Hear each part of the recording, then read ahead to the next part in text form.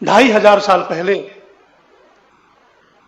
मेरे देश के प्रधानमंत्री थे, जो वेद के महान विद्वान थे, जिन्होंने खंड खंड हुए भारत को फिर से एकता के सूत्र में बांधा था, आचार्य चाणक्य। उस समय मेरे देश की राजधानी पाटलिपुत्र थी, जिसे आज पटना कहते हैं। रात को 11-12 बजे इस देश का प्रधानमंत्री, उस समय एसपीजी आदि की सुविधाएं नहीं होती थी, इस विशाल देश का अखंड भारत का प्रधानमंत्री, आज तो खंड खंड भारत है,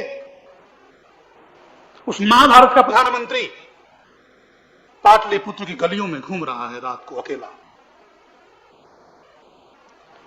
कुछ बुद्धिजीवी रास्ते में मिल गए, शायद वो भी देर से सोने वाले रहे होंगे, आजकल के हमारे बंधुओं की भांति। उन्होंने देखा देश का प्रधानमंत्री घूम रहा है, प्रणाम किया, भगवान इतनी देर रात को आप गलियों में क्यों घूम रहे हैं? प्रधानमंत्री कहते मैं घूम रहा हूं, आप लोग न पूछे तो अच्छा है।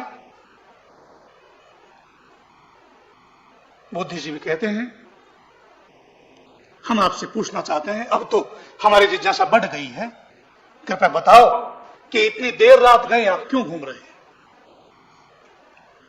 प्रधानमंत्री चाणक्य कहते हैं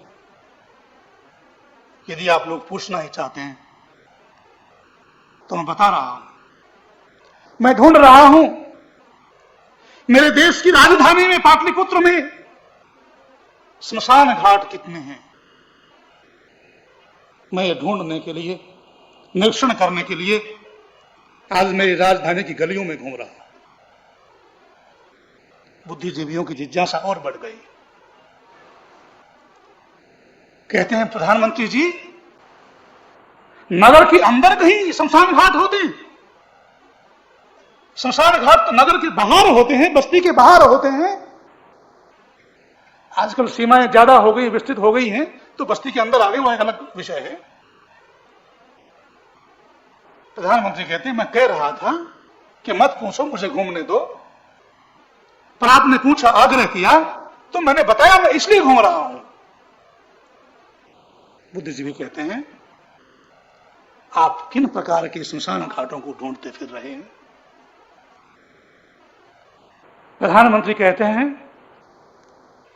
ये बात भी जानना चाहते हो तो सुन लो। न विप्रपादोदक कर्दमानी, जिस घर में वेद के विद्वानों के चरणों को धोने के बाद कीचड़ न हो गई हो, जिस घर में प्रतिदिन वेद के विद्वानों के चरणों को धोकर के कीचड़ न हो जाती हो,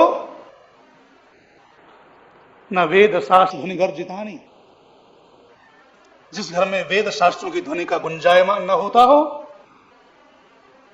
और कहते हैं स्वाहा स्वधाकार विवर्जितानी, जिस घर में कभी स्वाहा स्वाहा की ध्वनि के साथ हवन न किया जाता हो, स्वधाकार विवर्जितानी, और जिस घर में वृद्ध माता पिता की सेवा न की जाती हो, उनका श्राद्ध और तर्पण न किया जाता हो, स्वाहा स्वधाकार विवर्जितानी श्मशान तुल्यानी गृहाणी तानी, जिस घर में वेद पाठ की ध्वनि गुंजायमान न होती हो, जिस घर में स्वाहा स्वाहाकार न होता हो, जिस घर में वृद्ध माता पिता की सेवा न होती हो, यदि श्मशान को देखना हो तो साक्षात वो घर श्मशान के तुल्य है। इस देश का, अखंड भारत का भूतपूर्व प्रधानमंत्री ये शब्द कह रहा है, ये मेरे शब्द नहीं है।